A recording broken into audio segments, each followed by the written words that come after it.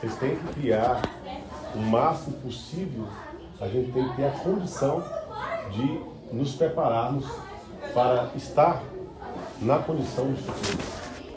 Porque o instrutor é aquele que, custe o que custar, ele tem que estar sempre uma coisa em mente, você tem que estar um passo na frente. E automaticamente conciliar esse passo na frente com o passo atrás. Porque se você se envaidecer com o passo na frente, com certeza uma hora você vai ser ultrapassado.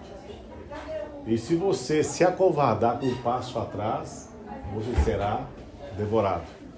Então essa conciliação, ela é a essência dessa doutrina, que é justamente nós temos a capacidade de nos preparar para um trabalho. Eu confesso a vocês que eu já fui pego, surpreendido várias vezes em minha vida. Eu não sei quando o mestre Guedes falou sobre a questão dessa palestra, eu não sei se foi, ele falou, eu não me recordo qual foi. Mas eu acredito que todas as vezes que me pegaram de calça curta, digamos, para me propor a fazer um trabalho, aquilo que eu me falei no momento, com certeza é aquilo que ele falou, a gente é um instrumento. Mas por que o instrumento? Porque houve uma preparação. Houve uma preparação. Desde muito cedo eu procurei assimilar muitas doutrinas e assimilar buscando sempre a razão. Buscando sempre a razão.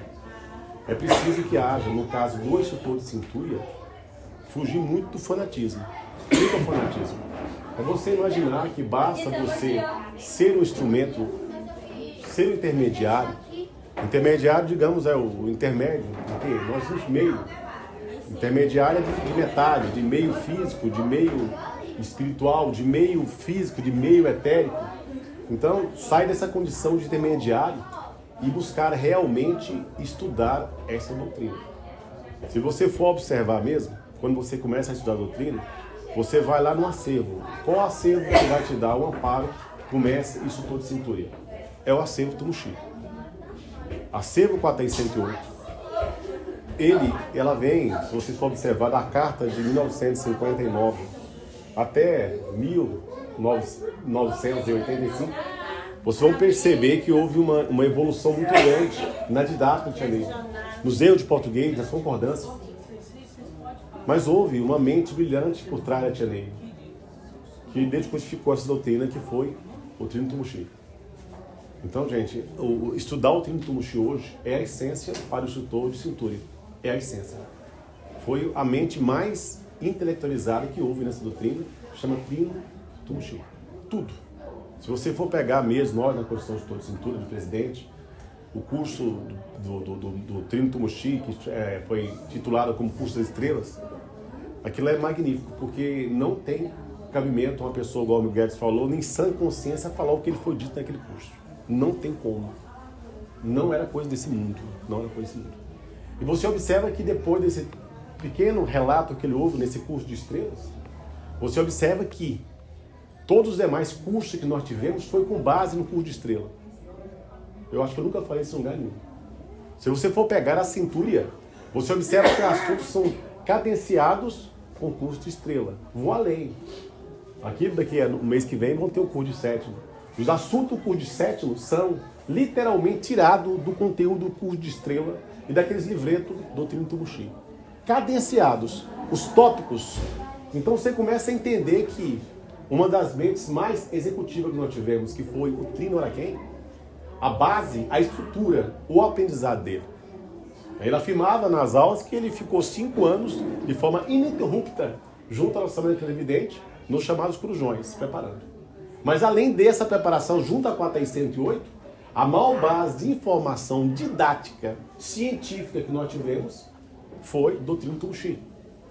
Então se observa que o próprio Araquém, estando quase numa mesma condição com o Trino Tumushi, ele se debruçou em cima do material, primeiramente, do Trino Tumushi. E o engraçado é que é a honestidade de valores que esses mestres exercem. E nós, como instrutor de cintura, temos que ter isso. A honestidade de propósito. Essa fala é a fala de Paulo Junot, que ele fala naquela passagem das princesas, das cachoeiras do Jaguar, quando o pai João fala que honestidade, propósito e princípio de coração. Por que honestidade e propósito? Porque somente através do estudo mesmo é que o instrutor vai ter o gabarito para poder ser o intermediário.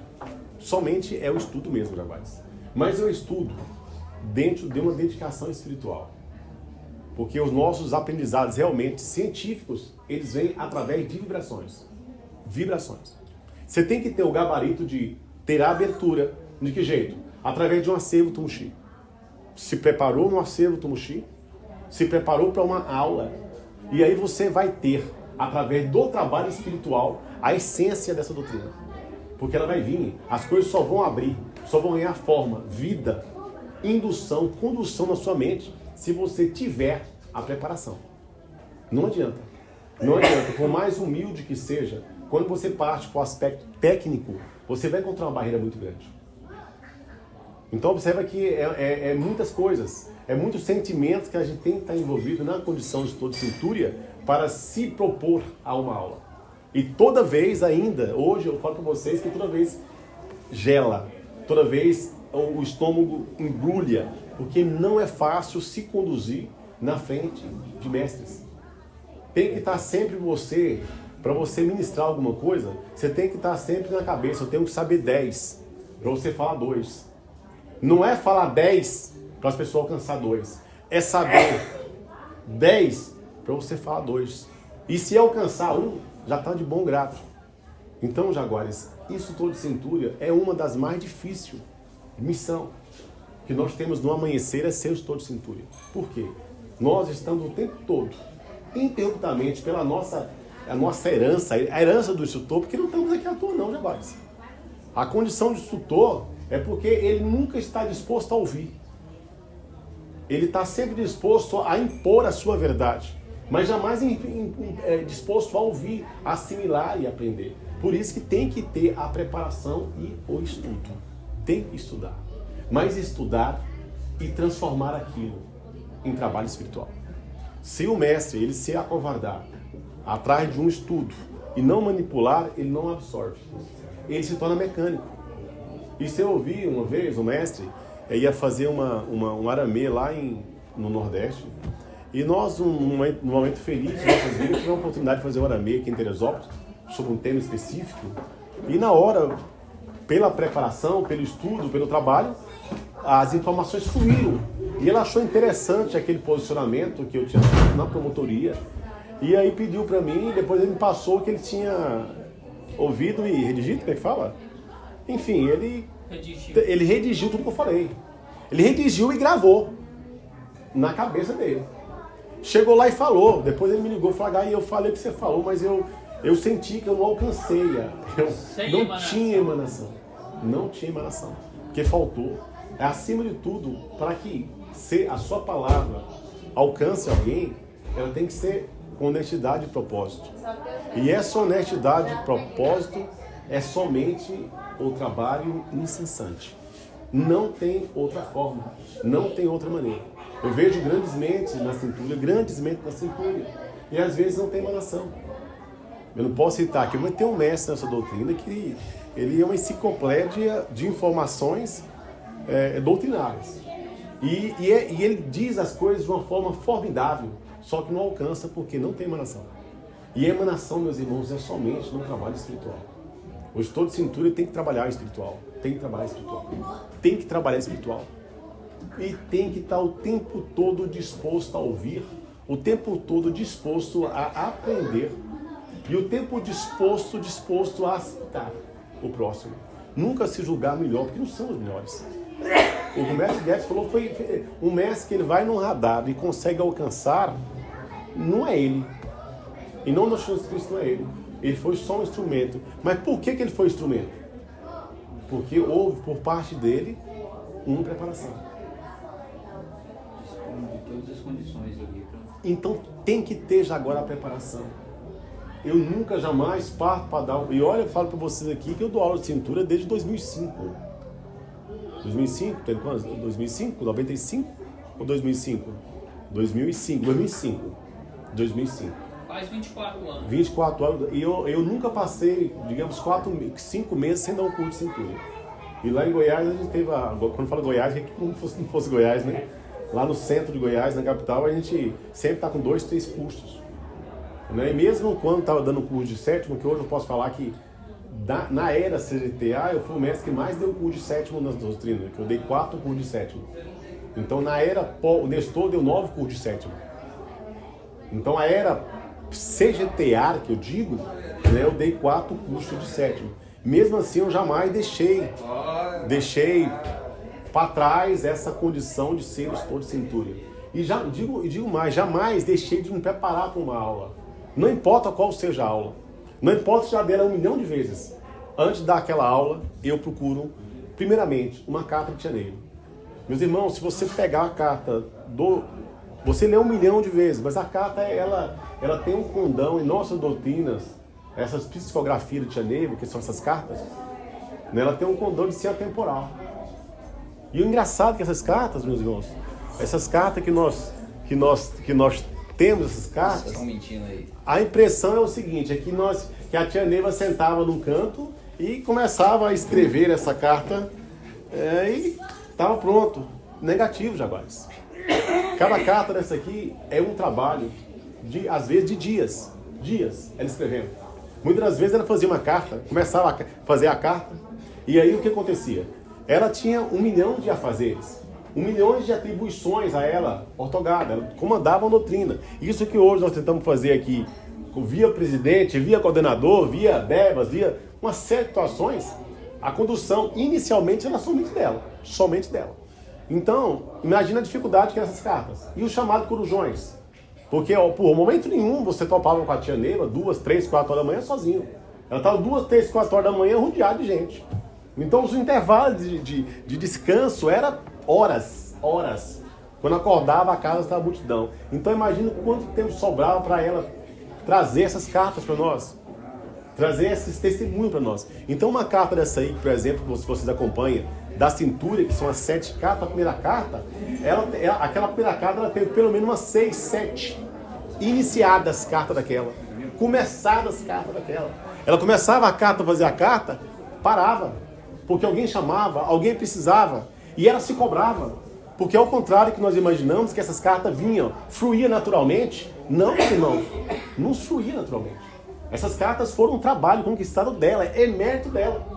Então ela refazia, apagava, jogava fora, buscava, até terminar. Quando terminava, eu chamava o mestre para ler a carta. Né? Que são esses acervos que nós temos.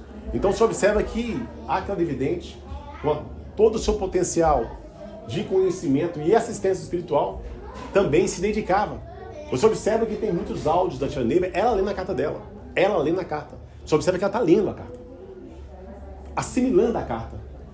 Ou seja, fazendo aquela carta ganhar-se vida. E é isso que nós, Jaguares, temos que procurar.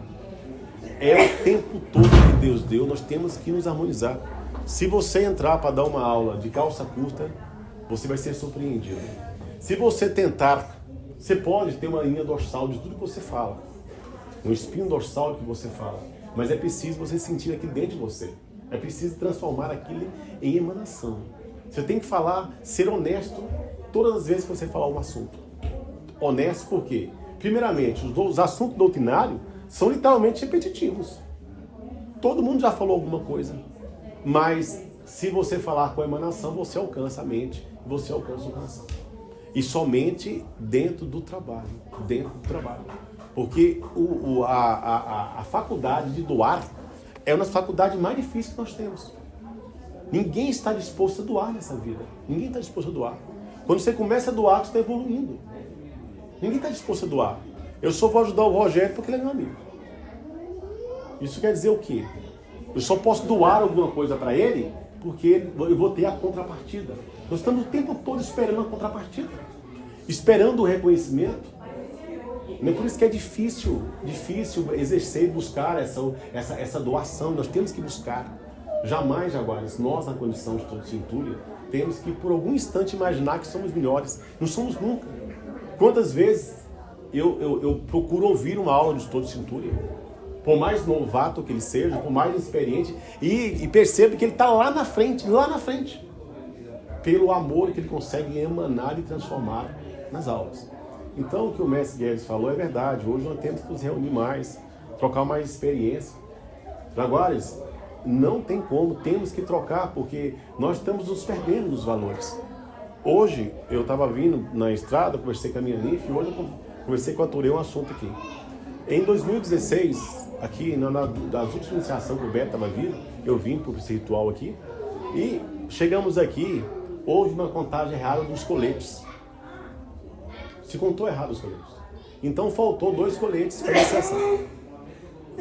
Naquela ocasião, todos os coletes saíam do Templo Mãe. O Beto não aceitava que saísse do outro canto. Não tínhamos outro acervo, né? E aí nós ligamos para ele, Beto, faltou 2 coletes, mas aqui nós temos uma lojinha. Demos os coletes forrados, nós vamos descolar, né, gente? Era isso, estou falando para vocês, que já era 7 horas da noite. 7 da noite. A Alberto falou, não, negativo. Eu vou mandar os coletes para vocês. Pera aí, meu irmão. Você lembra disso? Saiu, eu estava no comando do trabalho aqui, do ritual. 7 horas. Daqui Brasília, quantos quilômetros, gente? Faz mais uns 500. Daqui Goiânia, 200 e pouco, mais 200 e pouco. E o mestre saiu lá de Formosa, para vir deixar 2 coletes. Aí eu fico perguntando, eu me questionando. Olha o que é sagrado nessa doutrina. A importância das coisas sagradas. Hoje, se eu não tivesse passado por essa experiência, se eu tivesse aqui, o que nós íamos fazer? Não ia dar um jeitinho? Não íamos pegar 2 coletes ali, forrado, tiraria? Agora, por que o Tânia Jarã não aceitou isso? Por quê? Porque ela aprendeu com alguém. A tia Neiva não aceitava esse tipo de coisa. Nós estamos acostumados a dar um jeitinho. E não podemos, sob hipótese nenhuma, dar esse jeitinho. É importante nós estamos temporariamente ser fiel ao ensinamento. Mais cedo o mestre Guedes também estudou uma coisa que eu acho brilhante, que é, hoje em dia, com essa acervo de tecnológico que nós temos, tanto seria mais fácil hoje, vamos explicar sobre o oráculo Simiromba. Nós colocamos um oráculo lá para a pessoa entender a figura estilizada do oráculo, dos raios, Araquém, Adonis, o que significa isso aqui, o que representa Adonis, que seria a questão da elevação de espada, né? O porquê dessa força, dessa raiz, né? Maravilhoso. Só que nós ainda, na doutrina, temos o triste hábito de sermos criativos. Você, como estudo de cintura, né? O Nestor falou uma vez isso na reunião com a gente, eu sei daquilo com aquilo na cabeça. Ele falava que, por mais que às vezes as pessoas chegavam para ele e perguntavam alguma coisa, você tem que estar sempre em mente que você pode não saber a resposta. E tem instrutor que tudo que você pergunta, ele sabe. Porque se ele não souber, ele vai ter a faculdade de inventar. Ele vai ter a seriedade de inventar alguma coisa. Então nós temos que ter essa preocupação de ser o tempo todo honesto.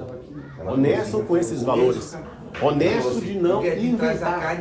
Honesto de falar que não se sabe. Honesto assim.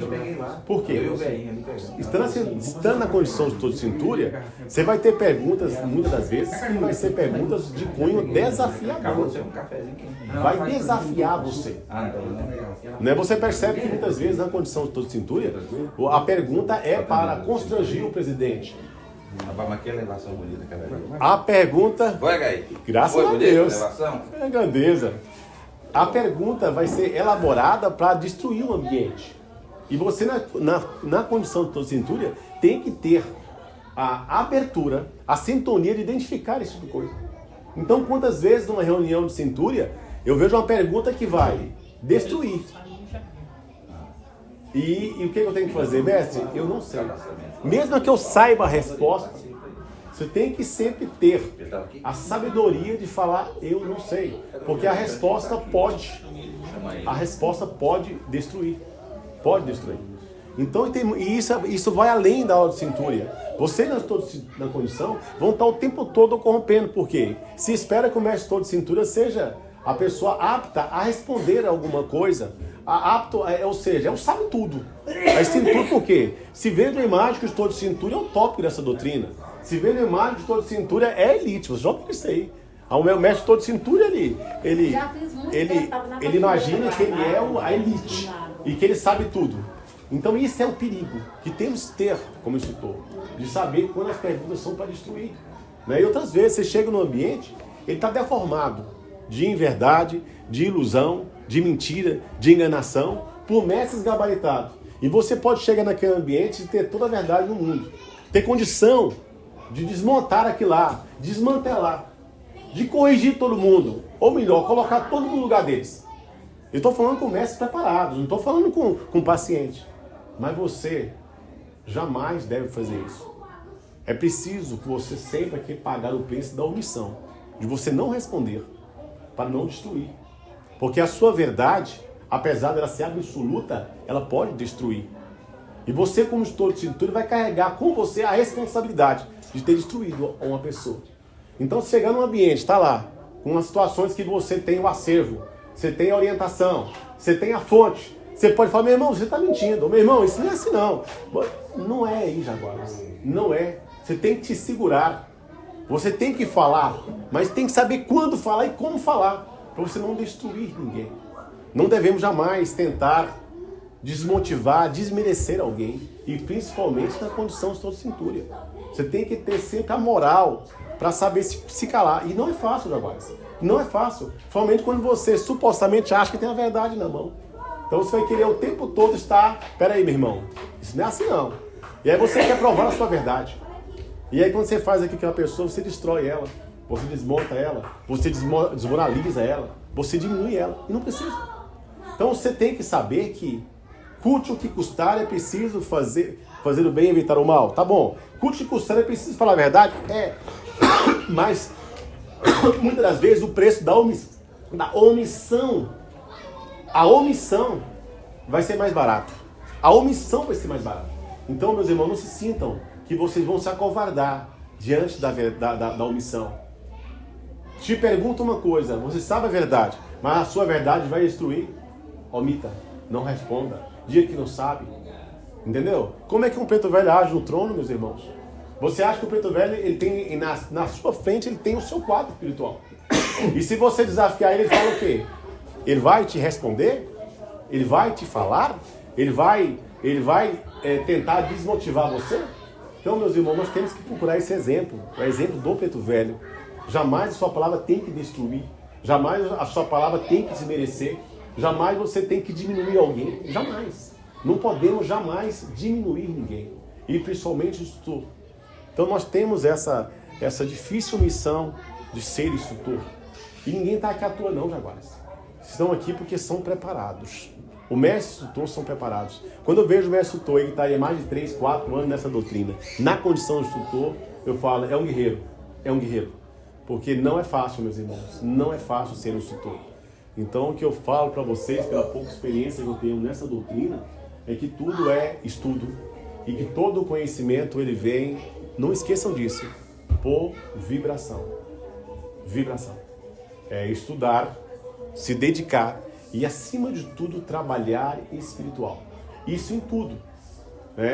Eu falo para vocês que, mês passado, atrasado, não sei, me convidaram para dar uma palestra lá no Nordeste, na cidade chamada Teresina, Piauí. Escolheram 7 mestres para dar palestra. E quando eu chego numa palestra lá, um ambiente estranho já agora, porque tinha um monte de câmera, eles estão filmando com câmera profissional, com equipe profissional. E quando você chega no radar, eles colocam uns microfones, umas coisas, né? É bem estranho, mas é muita responsabilidade. Então, eu falo para vocês que tudo é emanação. Trabalho incessante, qualquer trabalho precisa de dedicação. Vou fazer o arameio. Eu não chego lá de calça curta, eu tenho que me preparar, eu tenho que estudar o assunto, porque senão não vou ter abertura. E não importa, você tem que saber o assunto, mesmo que você não for falar. Isso é importante. Eu vejo muito isso falando, por exemplo, na 4ª aula mesmo, eu já ouvi várias vezes, vários instrutores na 4ª aula de cintura. Tem um tópico lá que é o chamado sistema crístico. E esse sistema crítico, meus irmãos, é a espinha dorsal da cintura. Se nós for falar sobre a cintura na origem essencial, nós vamos falar sobre o assunto é o quê? É personalidade, individualidade, sistema crístico. Então esses tópicos são, e falar sobre Tia Neiva, são os 4 espinhas dorsal da doutrina. E esse tema chamado sistema crístico é banalizado, porque eu não vejo, com todo respeito, nenhum instrutor que esteja disposto a aprender o que é o sistema crítico. Aí o que eles falam? Fala de Quitumãs, fala do Muxis, fala dos Jaguares, fala da vida de Jesus e acabou. Então o sistema crítico se resume isso aqui, sendo que o cerne da cinturia hoje, ou seja, o beabá, a espinha dorsal da cinturia hoje é o tema sistema crítico. E qual instrutor consegue falar sobre isso? E olha quando a gente, várias vezes, eu falo, mestre, grava a sua quarta aula e passa para me ouvir, para eu ver se tem alguma coisa. Não tem, porque o mestre ele não estudou. Ele está lá naquele manual deixado pelo Ramalho, onde fala Equitumãs, Tumuxis, Jaguares, Tia Neiva, Jesus. Pronto. Então isso é o sistema crítico? Não. Não é, Jaguares. É muito além daquilo lá. E só vai ter vida na mente de vocês no dia que vocês realmente estudar o que é o sistema crítico. Então, se nós temos hoje, eu vi no grupo lá da Centúria, alguém falando que tem 120 inscritos no grupo, né? E parece ter uns 200, né? Desses 200, há quantos conseguem falar hoje sobre o sistema crítico? Ou sobre filosofia cristã? Que também é o cerne, né? Falar sobre filosofia cristã e falar sobre sistema crítico. Então, o que está se tentando transmitir, como o Guedes falou, muitas das vezes é muito pouco. Muito pouco. E aí eu tenho medo, hoje, de perdermos o que é sagrado. Porque, lembra do colete? É sagrado. A preocupação, igual o Guedes falou, de nós automatizar, é perder o sagrado. Então, Jaguares, é isso. Falando demais, né? Salve Deus. Salve Deus. Fica a dica, Rogério. Fica a dica para ele falar para nós do sistema crítico, né? É. Né? Assim, na oportunidade.